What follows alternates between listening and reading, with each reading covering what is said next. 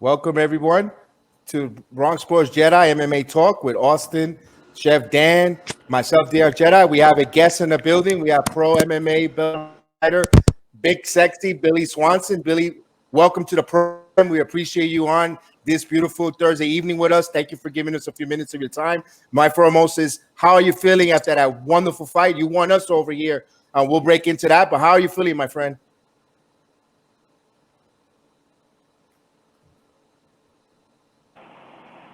I had my mic on muted, but no, I feel good, man. My calf's a little bruised up, and I've got a couple itches in my butt I can heal from within a week and get back to training full time.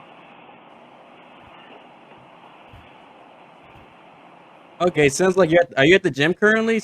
Looks like you're at the gym. Am I wrong? Uh, No, I am at my gym. We just finished a wrestling class uh, ran by Philip Manfred, a college wrestler. Well, he used to be a college wrestler, college coach. He's got like 17 years in coaching. He's really, really good top class wrestling. Gotcha. All right. And okay. Well, let me ask you this: what got you started in MMA? Like, what made you decide to become a pro fighter? Was it something you grew up watching and wanted to do, or is it something someone presented you when you were older, or like a teenager, or? Well, what's funny, what got me started into it, don't get me wrong, I did grow up watching it, but I never had the interest of competing. But I got into it because I was actually out of shape, man. I was like 330 pounds. I was fat, out of shape. And let's go, no big person running. So, like, I had to run. So I was like, I could go learn boxing, kickboxing and jiu-jitsu and stuff and learn other ways. I already know how to wrestle. Learn other ways to defend myself and lift the weight. And then I went to the gym. I wound up being the best wrestler that we had at the gym there in Dayton. And I wound up having some of the guys coach. And it was Halloween 2016. I went to some pots and was helping coach at them. And I saw some amateur heavyweights. And I was like, man, I'd beat the shit out of those guys. So I had my coach book me a fight. I fought a dude who had 15 amateur fights for my amateur debut. And won by unanimous decision, and since then I've just been hooked. And honestly, I was a lot more active in my amateur career. I had 10 fights in 2 years, but as a professional, there's a lot more people who are ducking and dodging me. Duck and dodge, and it seems like guys who are guys with talent, they tend to duck and dodge other fighters. Seems like, and that's unfortunate. And I noticed that in your amateur, you had a pretty extensive amateur career. Is that something intentional, or is it something your coaches wanted you to have a lot of amateur fights, or was it that you were in or you Uh, wanted man, honestly, I'm glad I did it because I gained a lot of knowledge and a lot of confidence. But on the other side of it, because of having people duck and dodge me, I feel like I had a lot of spots that I could have got paid decent money for. And now those guys and other people won't fight me as pros because they saw me beat the shit out of some of those guys. So I'd say it was 10 for me to get comfortable and just the way it was working out. Like I was fighting, dude. It was in 2 years, so it wasn't like I drug 10 fights out for 5 years. Like it was in a 2-year amateur span, and then I looked to go pro, and after 3 years being involved in MMA, was looking to go pro. So it was really more or less just making sure I was well-rounded and really tested myself before going pro, because if you hadn't tested yourself before you're pro, like, shit, everybody's good as a pro. I have a question. I watched some of your amateur fights, and what I really wanted to ask you was, it seems to me, like just watching the fights, that you one of the other styles of fighting that you really gravitated towards to was jujitsu, because the way the some of the little tricks and little things I've seen you do during your amateur fights, it screamed veteran. It screamed, a guy who really knows what he's doing. So my question to you is, like, what made you want to gravitate to jujitsu? And like, I've heard that you're a brown belt, but like, how much has jujitsu really been a staple for you? Well, man, honestly, I would say that wrestling and jiu-jitsu go hand in hand together. And when you really learn to correlate the two, it really puts you on a whole nother level in grappling. Because when you look at either or, like you look at a lot of wrestlers, they're not good on their back or not comfortable there. Then you look at a lot of jiu-jitsu guys, and they're not good at takedowns or getting super top heavy pressure people off. So like I believe like correlation of everything and fluidity is really what you should strive to do as a mixed martial artist. Because regardless of you're striking or grappling, like you want to be comfortable in the position. But yeah, man, I've got 16 years of wrestling now. I grew up wrestling at Saudi Daisy. In that time, man, I used to get to work with people who were wrestling at UTC. So I've always been a grappler and had a lot of extensive grappling background. And then I would say, like, wrestling taught me to explode and overpower people to get, through them, where jiu-jitsu teaches you, like, the, constant kazushi, which means constant off from head to feet. And so it's like, it teaches you not necessarily to be the bull in the china shop that bulls through them, but use their force against them to eventually, find the finish. And that's exactly what I was pointing You was a to. state champion. Yeah, I took second my junior year, and I won it my senior year. Yeah, but that mindset that you just described was exactly what I was pointing to, because the way I've seen you take down some of your opponents, it starts off with you knowing you can overpower a guy, but then you start to like it starts to all become all technique for you. And I was really even watching I forget his last name, but Cam Graham. Cam Grimes, that's right, Cameron Grimes, and I saw that fight. And just describe to me, like, what were you going through in that like, what is your like, how many grappling techniques are you trying to execute right there when you have someone pinned against the cage, or you're going for a takedown or whatnot? Like, how many things are you trying to execute in that moment right there? Well, I would say, man, the real art of fighting is really finding peace and clarity in those chaotic moments. It's not necessarily. I used to, when I was younger in wrestling, go in with like a game plan, like, hey, I'm gonna go out here and in this wrestling match, I'm gonna shoot the leg on this kid and then get him down. I'm gonna hit a half, put him on his back. But the thing is you can't predict people's reactions. So like, you can have that game plan and stuff, but if you overcloud your mind and that's all you go for, then you don't see the opening. And so what I try and do, honestly, in my training and as well as, in competition, is I try not to cloud eyes and really go for one thing. I try and see what it presents itself, because, like a lot of people, they'll panic and just off the pressure and the knowing that's in a bad position. And so, like, if I panic and I allow it to be in a flurry, then they may escape. But I try and, like, when I take somebody down in a fight or whatever, I'm trying to, like, I guess the analogy I would use is like a smothering wet. Like, like the whole time there's pressure down on top of you, and where you see the light and where there's not pressure, you're going to run to. Well, I know where I'm leaving. So it's almost like the light at the end of the tunnel is the trap. So, like, I had a lot of success with it, man. I do got to say, I give a lot of credit where it's due. And I was taught how to wrestle by a lot of very good wrestlers, and I had a lot of coaches along the way. And so, like, even I don't have the extensive college career that some of these guys have, I have a lot of high-level wrestling knowledge. And so, like, man, it's just been funny because people will discredit my wrestling. They'll see it's not cool, and then we get out there, and I just come around like a rag. That's dope. Anyone else got another question? Yes, you mentioned wrestling, how you started off as a wrestler, and and what made you get into wrestling? Is it something like, your family was into, or something you want for confidence, or you were recruited? And well, I talked to a guy that he actually ended up. I lived with him and his family at one point, but his name's Campbell Lewis. He was a four-timer for Saudi, but we were the same age in middle school. And when I first came to wrestling, man, I thought it was WWE. Like, so I thought I was going to get to hit somebody with a chair, you know, get to jump off the top rope. I thought I was about to get the fuck slide up.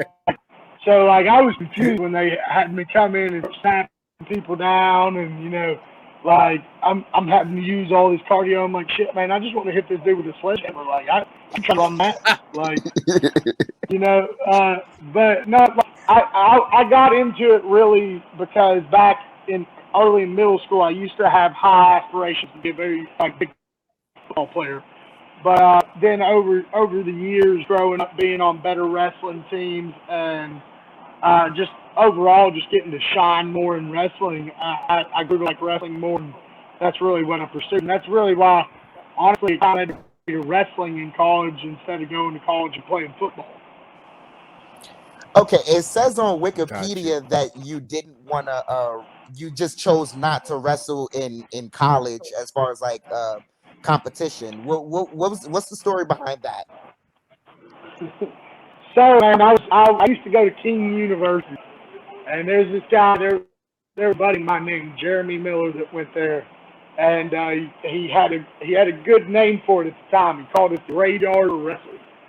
And so, like, there was this coach named Nate, and honestly, he was a younger guy and pretty fucking egotistical, and so like he would just like asshole-ish comments like these guys who were coming and wrestling at this shitty college already, you know, and like it was a private Presbyterian, so like you really had to live on campus until you were 21. It was in Bristol, Tennessee, where there's not jack shit going on, and literally all you hear is ambulances going to people who are smoking bath salts. Like seriously, like crazy shit going on because it's like fuck nowhere.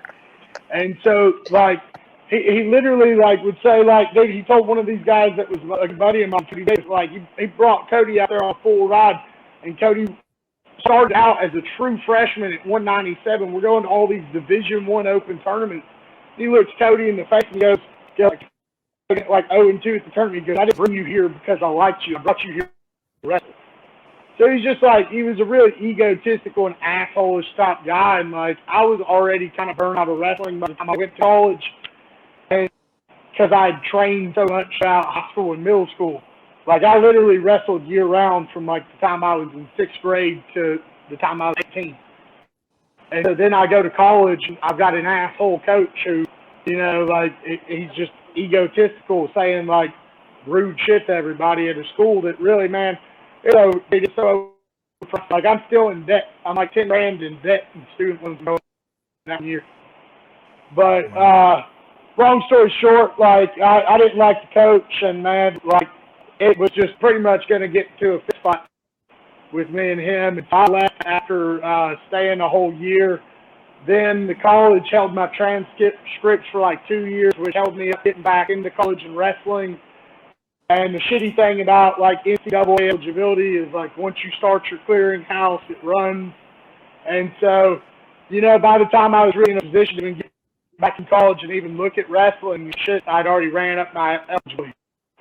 And so, like, and past that, man, I'm just glad that I've got the level of college wrestling knowledge. And I've never tore my knee out. I never tore a shoulder out. Like, you look at most of these guys who start fighting after an extensive wrestling career, they've had countless knee surgeries, countless shoulder surgeries, and all this wear and tear just because I feel like wrestling, just like boxing, is kind of limited by its rule set in ways that you could actually finish somebody a lot quicker. Like, you know, like you can't choke anybody or put them in submission joint locks in a wrestling match. You got to strap overpower them to their back. So, like I said, like it's just a lot of wear and tear on the body, and so I'm very blessed to have the knowledge that I have without, you know, receiving the damage on the back end. Gotcha. That's fortunate considering, I mean, MMA's a MMA's a physical sport. Last thing you need is knee and shoulder problems going into MMA as it is. So yeah. Well, no, I mean, like I said, man, you look at any of like most of these high-level wrestlers, dude. You can really look into their background. Like they've tore their knees out, they tore their ankles out, backs out. Like it's a very, very grueling sport, and that's why you see most of these guys by the time they get done wrestling in college, hell, half of them can't even coach because their body's so beat out. Yeah. And speaking about coaching, Big Sexy, tell us about your college, your academy there, for the young fighters that want to get involved and learn about MMA as a sport or as or self-defense. Tell us about your academy. I know you're proud with that, and that's one thing that I gravitated and saw and on a program to let us know about that. Yep. Yeah, man. So I opened my own gym up in January. It is called Chattanooga Mixed Martial Arts College. I'm open 7 days a week. We're affiliated with American Killer Bees through Israel Gomez. But yeah, it doesn't matter your skill level. The whole concept here is it's a family atmosphere where nobody's really overly trying to hurt each other. We're all trying to build each other, make each other better. And honestly, man, I continually add different coaches in by the day, and I'm trying to just ever grow the knowledge. I feel like there's not enough outlets for people in my area where like kids who are going through hard times or could just have a better outlet or something to vent their aggression. I feel like there's not enough of that in today's society, and that leads to the cyberbullying and all the extra that comes with that. And so, like I said, my concept with the little kids is the kids I teach them MMA class, so whether they learn fundamentals from different striking bases, grappling bases. So regardless if somebody was bullying them in a self-defense manner, they can defend themselves. Also, like, man, coaching is a great thing because you see people grow and the true character inside of them, once they start growing their confidence, it truly comes out. You get them blossom into what they're really capable of being. And I feel like there's a lot of coaches, especially in martial arts, that, have this alpha male, you got to fear me type of mentality in their gyms. And I'm completely opposite. I look big and scary and look like I'd be a not mean guy, but honestly, I've got a very kind heart. And like I said, I'm here to try and help people build and grow their knowledge, or even if it's grow their confidence, so that whether because let's get real, man, everybody wants to stack accolades like me and be a champion, but it's not an everybody thing. There's a lot of valuable lessons you can learn from martial arts that you can't learn from sitting on your couch. Right. Speaking as well, I'm a brown belt Shotokan karate. Back in my days, I've been practicing a few years. But let me ask the question: Miyagi-Do or Cobra Kai? Man, honestly, I like the Cobra Kai show. I've actually got some of the different Cobra Kai socks. There's pros and cons of both, man. There's cons of both. Like, sometimes it pays off to be the person who hits first, but sometimes it pays off to try and counter that aggressive guy. So I guess it really all depends on your style. Okay. In regards to what you said earlier about how the way you carry your gym style, the way you carry your gym, it's a family atmosphere.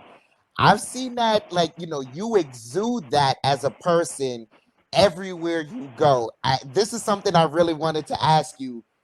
You're a fan favorite everywhere you go. Like, but I don't know how to explain it, because you're big sexy, right? And I thought it was happening because of the hair, but you were big sexy before the hair grew out. You were, you had everyone on your side. How do you do it? How do you just have the fans? Because you're just the guy who everyone gravitates to. Like, how can you explain that? I would say that people like me and they like my character because, unlike a lot of people, I have talent, But man, honestly, like you look at me against some of the people I fight, and you'd be like, "Oh, this fat ass is about to get his head." And that's what a lot of people say. And like me, and I made a Facebook post about this like a day or so ago. I love it when the odds are stacked against me, because unlike most people who would see these monstrous men and they turn and they fear and they go, "Oh shit, I don't want a piece of that guy," I look at it as like, "Hey, this guy's more powerful than me. This guy's faster than me. This guy's got more experience than me. I really want to see if I'm as good as I believe I am." And I love the challenge. I love it when all odds are stacked against me, because it forces me to dig deep inside myself, because I hear all these outside critics. And, you know, dude, that's one thing that's fueled my entire life, is like I've always had people tell me, "You can't do this, you won't do this, you won't do that." And I'm stubborn as shit, man. And so I'm the type, like, you tell me I'm not going to do something, I will break my back to do it, just to make you work. And so, like, I love seeing all the time, and like people tell me, like I promise you, I fought some big guys like Terrence Hodges. He was a big guy. People were like, I was about to get out, and like that was a 3-round war. Like I don't know. It just, my life and you know, my faith in God and what's put me through has just built my belief in me, and I believe I have a better character than a lot of people on as far as just relatability. Like, you know, people see some guy who, like that, they would think that is about to get his ass beat, and then I go in there and I destroy these monstrous men, and it just defies all odds. And so, you know, not to praise myself, but I say in a way it's kind of like David versus Goliath. You know, you want to root for the underdog. You want to root for the smaller guy, because, like, shit, like, everybody's a big-looking guy. Everybody cares somebody like Francis Ngannou. Like, so if I were to ever fight Francis Ngannou, let's get real. Everybody's going to cheer my ass on, because they're like, "Hey, let's root for this average-looking guy when you're fighting this 6'5" monster." Yep, that's a good point there. And Yeah. go ahead, Dan. No, I was just, yeah, I completely agree with you. But more so than that is, like I said, man, you're a guy who, it feels like you're one of us, man, and I take pride in that, because you're a guy who, I don't know how to say it, man. Like you said, you got into MMA just to get into better shape, and everyone wants to do that. Everyone wants to better themselves somehow, but you're the guy that's taking the torch and like going far with it. I commend you for that.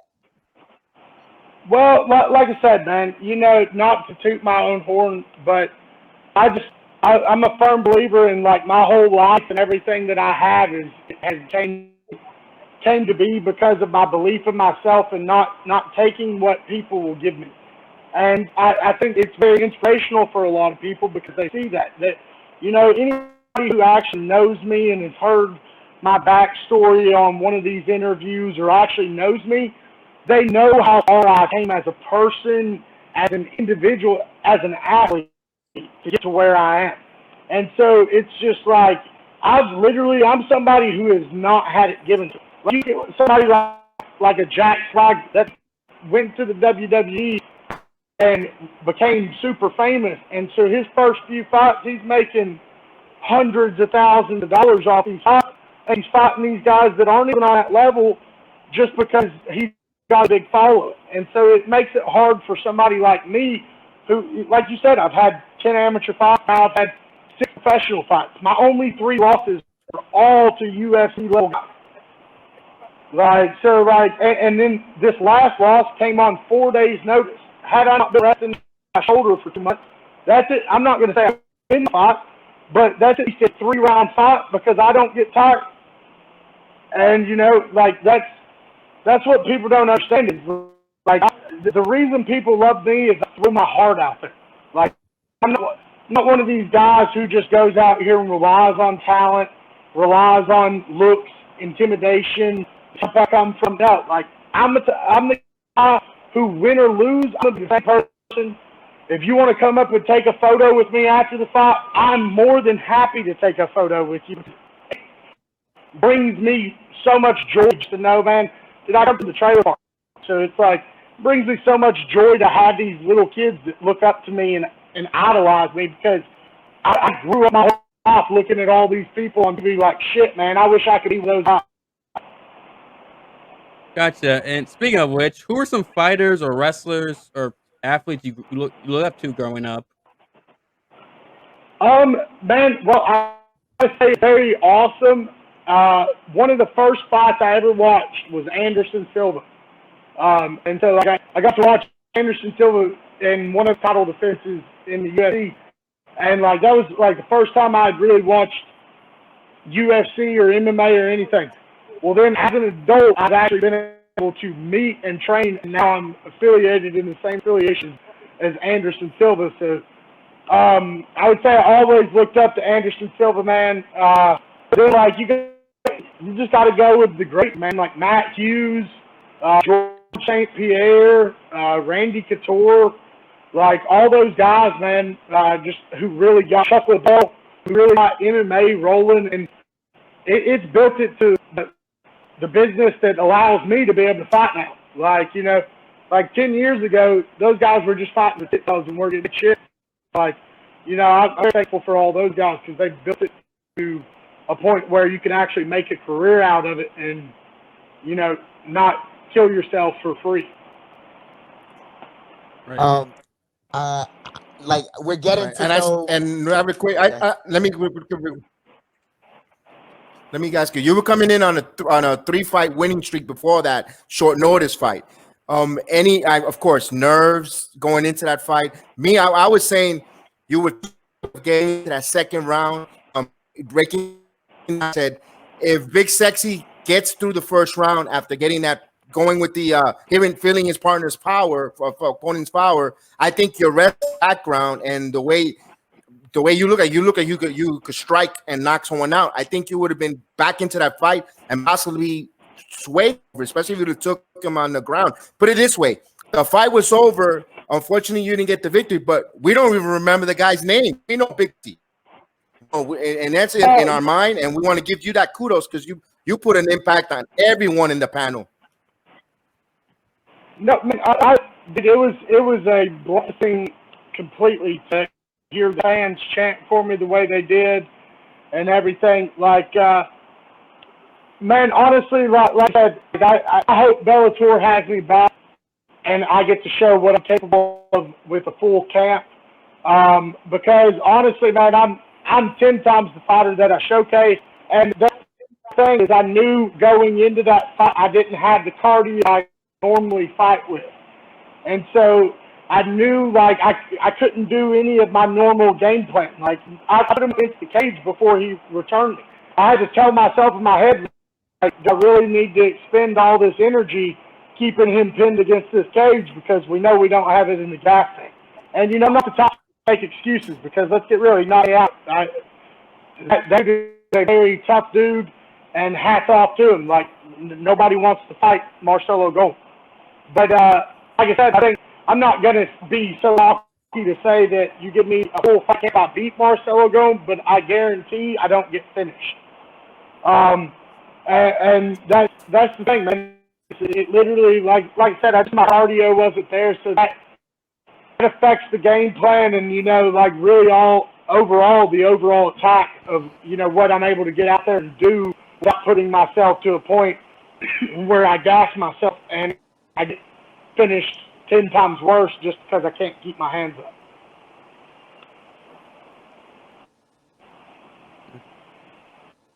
Gotcha. And hopefully Bellator does, you know, give you another fight considering, you know, your popularity and your skills and things, and you do have a legit background. And I think they will, considering Scott Coker knows what he's doing. He's one of the best, you know, him and Dana White are the top promoters in the sport. So we'll definitely, hopefully, I think they will bring you back, hopefully. Yeah, you know, I have Also, nothing too. bad to say about any of the Bellator people. Honestly, they all treated me very, very kindly. They treated me like, even though I came in as the nobody, they treated me like I was literally one of the main event guys. And like I said, I really hope they have me back. I had nothing but life, and I would just love to be back in there and showcase what I'm really capable of. Gotcha. And one thing I do like to ask is this: what is your goal for an MMA? Like, is there a certain goal you have, like, so you want to attain, or is it like mini goals that after you reach them, you create like a new one? I would say the main goal, really, man, is to make a very good financial security from this, or at least build enough of a legacy that I can fall back coaching and not have to, go working 9 to 5 after I hang up my fighting career. And that's the main thing that a lot of people don't understand. They see some of these guys fight on TV and don't realize that, they're fighting for like change. Like, like I fight on some of these regional shows and shit, I'm hardly making, enough to lessons, let alone make any money off the fight. So people don't understand.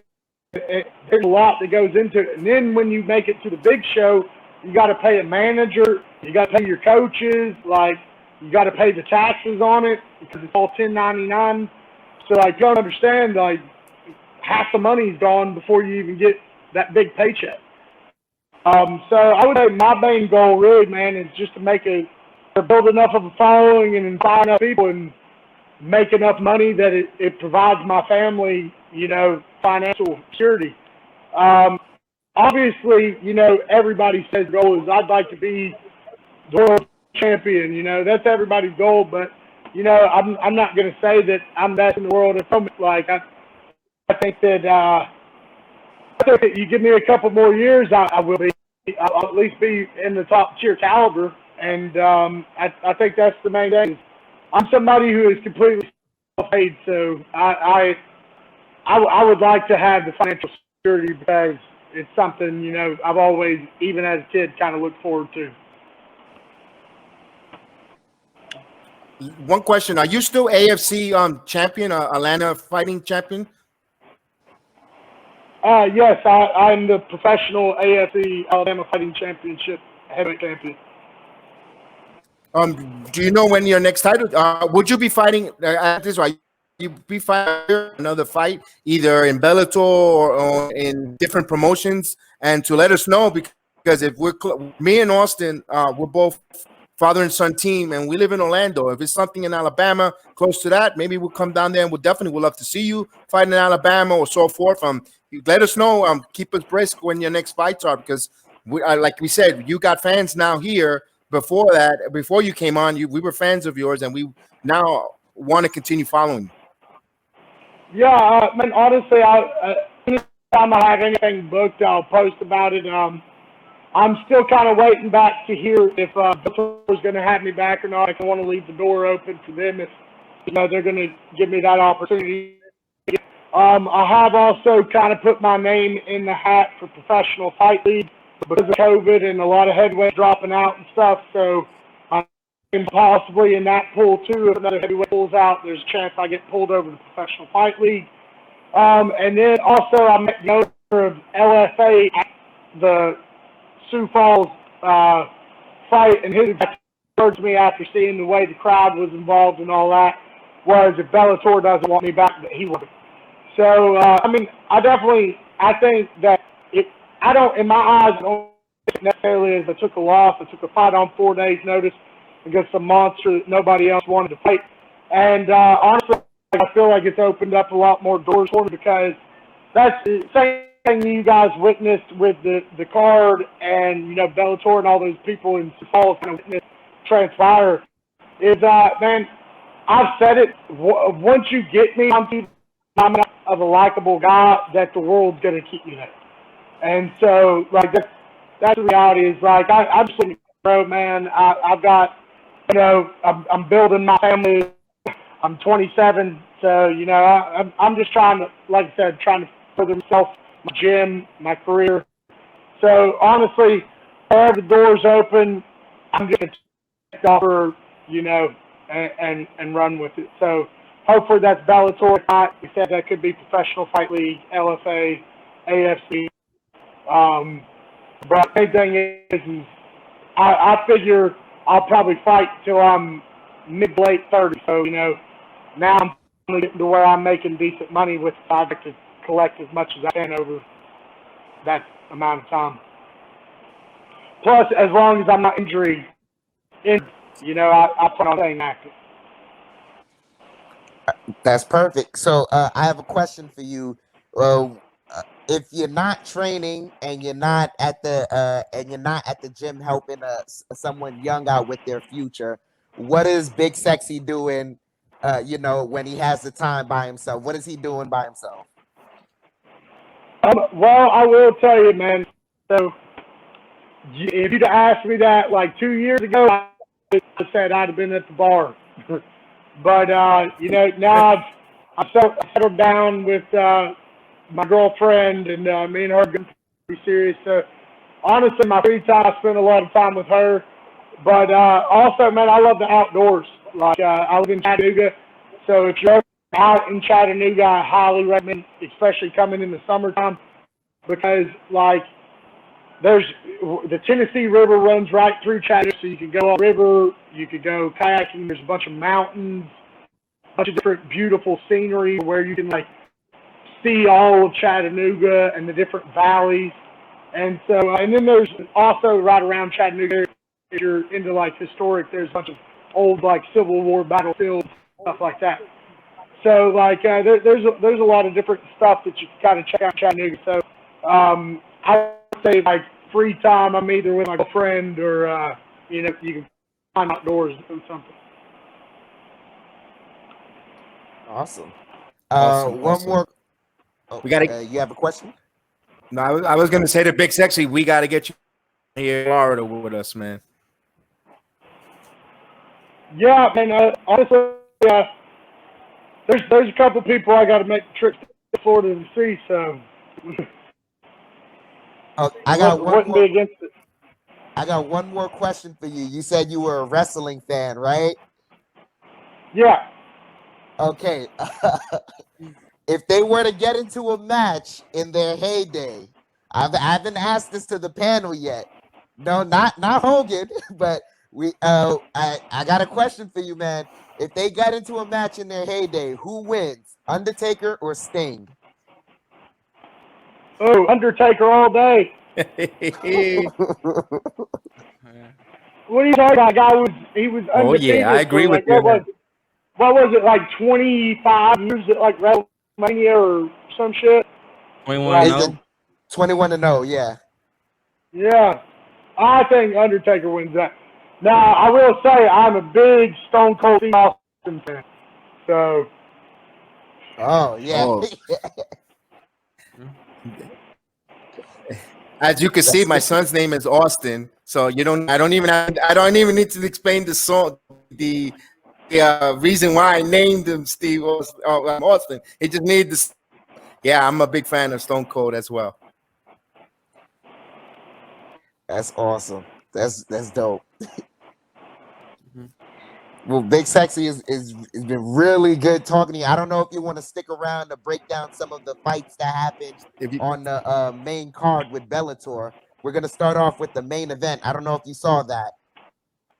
Well, unfortunately, I would stick around, but my phone is about to die, so I got to cut out if possible, or do you on?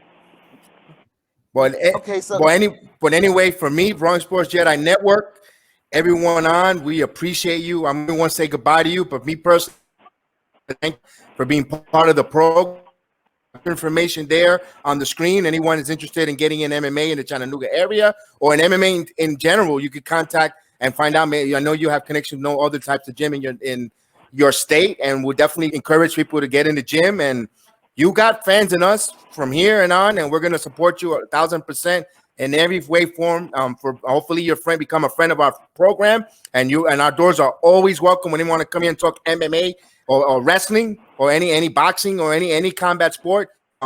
We'd love to have you or any of your instructors, on. I'd definitely like to talk to the Jazzmanian Devil if it's possible to come in and talk about female fights and what it takes for the female fighting. We'll love just to have a network with you guys. So thank you again. Throw it all around to Dan and back to Austin, and then we'll thank you. Yeah, sounds good, man. I appreciate y'all having me, for real. I have to talk to JEDI. Yeah, we were looking to get her fighting starting in September, but honestly had like 5 girls pull on the fight. So I'm probably going to get her amateur debut around December. But yeah, for real, anytime you guys want to have me, just holler at me. I appreciate it. Whenever you're at the Garden or the Barclays Center, just know you sold a couple of tickets because of this guy right here. Whenever you're in New York, and you will be there, my friend. You will be in those there. You will be in the Garden. I see you fighting in the Garden one day, brother. Hey man, I'm just happy that I got fans that are willing to support me, man. Like that, like it definitely means a lot to me. Like we've had as much backlash as I've had in life necessarily, and then to be where I am, it's a blessing to still be here. Still, when I first started as an amateur, people thought I was just a redneck with a loud mouth because I said I was going to keep on a world level, and now here I am. And so it's beautiful to see that, dream that I had in my head, I kind of spoke it into existence, and get to live it every day. So it's a real blessing. Gotcha, and it was great talking to you, Billy. I mean, I look forward to more of your fights, and hopefully, this is the beginning of the big, of a great journey for you with Bellator. If not, PFL also, or any other organization. Look forward to watching you fight, and hopefully, you go on a tear where all of a sudden, next thing you win your next 10 fights, and maybe you'll be accomplished what you want to accomplish in MMA. And look forward to you. It was a pleasure talking to you. It was awesome talking to you guys. Definitely. All right, man. I'll be back.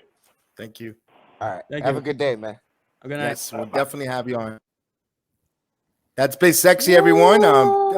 Blessing the program. Big Sexy tape MMA in a future star. Because let me tell you something. That fight happened. The whole entire card passed, and I don't remember half of the fight. But I do remember Big Sexy, Billy Swanson captivated not just the crowd, but the program ourselves. And we thank from having him on the program, for blessing the program, giving us a few minutes, and just elaborating in the world of MMA. We appreciate him. And now we could probably say a friend of the show.